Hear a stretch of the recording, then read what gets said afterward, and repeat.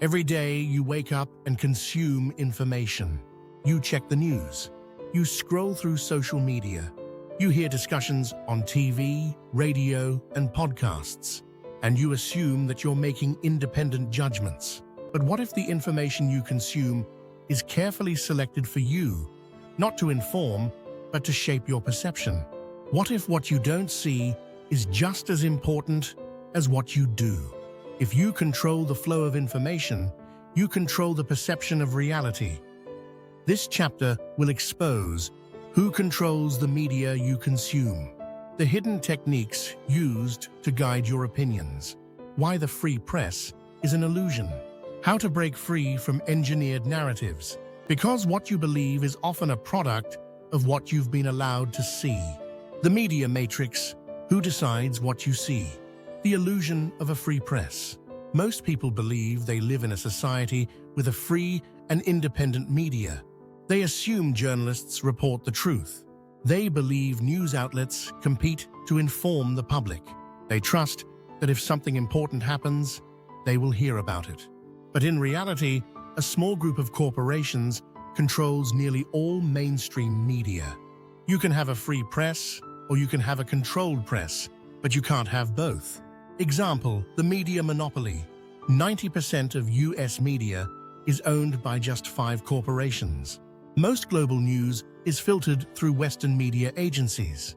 Alternative voices are silenced through deplatforming and demonetization. The result? An illusion of diversity, masking a uniform narrative. The gatekeepers. How information is filtered. Not everything makes it to the headlines. Some stories are amplified, some are distorted, some are buried entirely. But who decides? The news isn't what happens, it's what gets reported. The key gatekeepers of information, editors, decide what stories are important. Advertisers fund media outlets and shape content. Government and intelligence agencies influence what gets suppressed. Example, the manufacturing consent model. Chomsky and Herman, 1988, argued that media functions to serve elite interests. News stories are filtered based on economic and political incentives. The illusion of objectivity is maintained through selective reporting. The public doesn't realize that the information they receive is pre-approved. The psychology of information control. Framing. How the same story can mean different things. The way a story is presented determines how people perceive it. Facts don't matter as much as how they are framed. Example, war coverage. When we attack, it's a military operation. When the enemy attacks, it's terrorism. When allies die, it's a tragedy. When enemies die, it's collateral damage. How framing works. Word choices. Positive or negative wording shifts emotional response. Context manipulation. Omitting details changes interpretation. Expert selection. Only voices that support the narrative are heard. Framing doesn't change the facts, but it changes how you feel about them. The power of omission. What you don't know can't hurt them. Not all lies are direct. The most dangerous lies are the truths that are never told. The media doesn't have to lie outright. They just have to omit certain facts. Example, the memory hole effect. Key stories that challenge the dominant narrative disappear. Major events are ignored while distractions dominate the news. Search engine algorithms bury alternative perspectives. How it works. Ignoring major scandals in favor of celebrity gossip. Burying government corruption while hyping social issues. Highlighting one event while censoring another. If you don't know something happened, you can't question it. Fake balance, the illusion of debate. The media creates an illusion of fairness by staging controlled debates.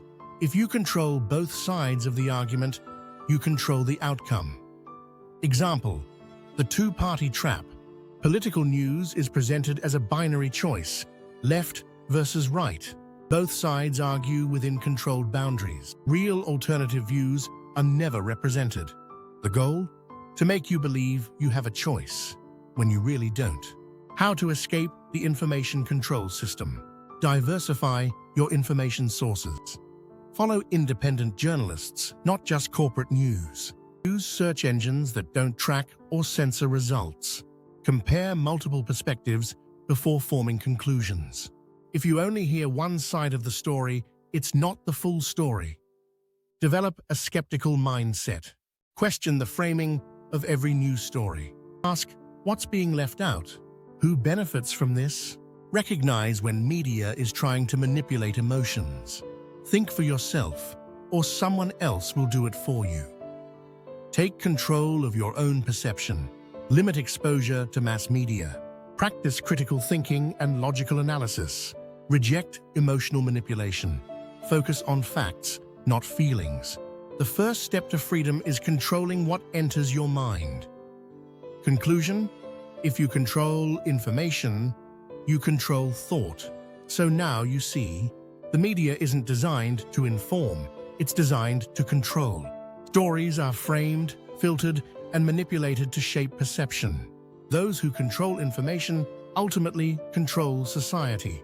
The real question is, now that you know, will you still trust everything you're told?